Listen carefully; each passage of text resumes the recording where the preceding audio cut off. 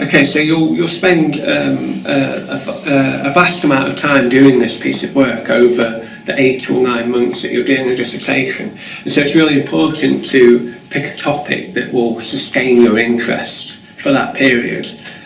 So it's got to be something that that you feel is important, or maybe important to you. And it's something that at some point you will get fed up of it, of reading, endless reading about it. So again, it's got to be something that you're going to come back to and want to finish this big piece of work. The key thing was, what was the most important thing in that? And so reading that outline proposal, you start to think, well, actually, this isn't that important, or so on. You find exactly what it is, the hook, the thing that's really interesting to you and really important for what will be your dissertation. Yeah, it's very important that you've got a supervisor that's interested in your work. That will be decided when they assign the supervisor to you. You need to meet 6 times throughout the whole year, I think, as a minimum.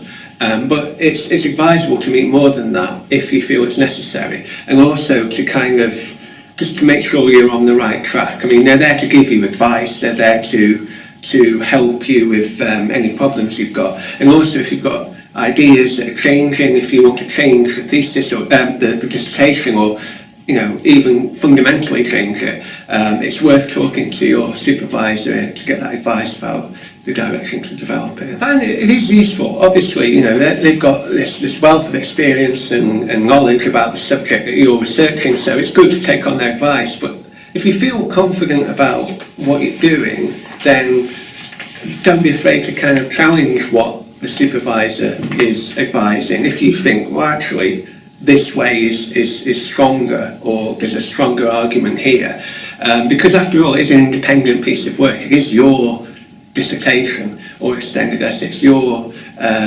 independent research, and so it's a developing sort of confidence in academic work to be able to challenge what people are saying and say, well, actually, I think this is right, and so you can have that, but also it's worth bearing in mind that supervisors have got however many decades of experience of doing this, and so their opinion is valuable as well. What I found useful was to make sort of long-term targets for finishing parts of the dissertation, whether it's a literature review or whatever, and also focus on short-term targets, that is essays that are due in this semester, or coursework and that sort of thing. And then on a weekly basis, I would basically block out entire days where I would devote a day to the dissertation part of a chapter, and just with no set times, just that day I'm going to spend working on the dissertation, and then the next day I'll spend working on an essay that's due in 2 weeks or whatever. So thinking ahead can really help, but it is tough in that 3rd year, managing your time when you've got so many different projects, and it all counts for so much, because the 3rd year counts more towards the degree, and so you want to try and get the best marks you can. Yeah, for me, depending on the day, I could be more productive in the morning or afternoon. One of my friends found that he couldn't concentrate during the day at all, and so it would have to be, what he'd do is it would be like 7 or 8 in the evening. He'd go down to the IC, work through the night, and then go home at 6 AM, go to sleep for the day. But that was the only way he found that he could concentrate. So I guess it's whatever works for the individual person, really. Wherever they feel most productive, then that's the time to work and to work around it. It's worth having deadlines. It's worth having that kind of plan that what chapter 1 or whatever will be finished by November, or at the end of November, or whatever deadlines you set. But I wouldn't worry if you're falling behind them, because it's the nature of this kind of work. Sometimes, you need more time to think about it, or you just can't quite get what you're trying to say down on paper. So having a broad plan can help you manage that time and make it seem less daunting as well, so you know that X amount of work will be completed by this time, and so on.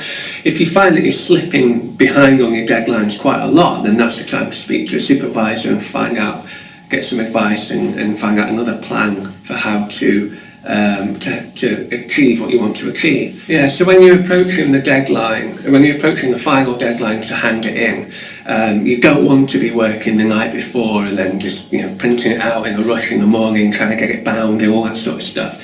So it's worth trying to finish a final draft at least a week before the final deadline. That way you can take a break for a couple of days, do something else, and then come back to it and have a look at the references, check the grammar and the spelling, make sure the argument's got a logical flow in each chapter and all that sort of stuff. And it gives you that amount of time to chase up any things that might be wrong and correct them. And then several days before the deadline, get it printed and bound. Because obviously there is that last minute rush when everyone else is trying to get theirs done as well. So it just makes it a less stressful run up to finishing a piece of work if you can kind of plan to be done ahead of the deadline. Kind of get burnt out when you've got so much work to do, so many different modules as well. But I guess kind of having a bit of variety can actually help in that, if you can kind of put your dissertation to one side for a week and focus on something else, or take a break, and just not do anything. So pacing yourself is really important in terms of such a big piece of work over such a long amount of time. There are going to be times when you get a bit fed up with it, or maybe lose a bit of drive or even interest in what you're doing. But if you can put it to the side, do something else, and then come back to it with fresh eyes, then it helps to kind of to rekindle your interest in what you're doing. What you really want to be aiming to do is to write more than 15,000 words. Just write as much as you can, as much as you think you want to on the topic, and then edit it down so that what you have is a more concise and focused piece of work. If you're setting yourself deadlines to try and get up to 15,000 words, then you're not likely to write as good a piece of work as one that has been really thought through, critically, considered, is this necessary? Do I need to go into this debate? Maybe not. Edit it down and that sort of thing. Even within sentences, trying to get, if you have a sentence that's got 20 words, can you explain the same thing in 10 words? Can you explain it simpler and more succinctly? And then you'll have a stronger piece of work overall.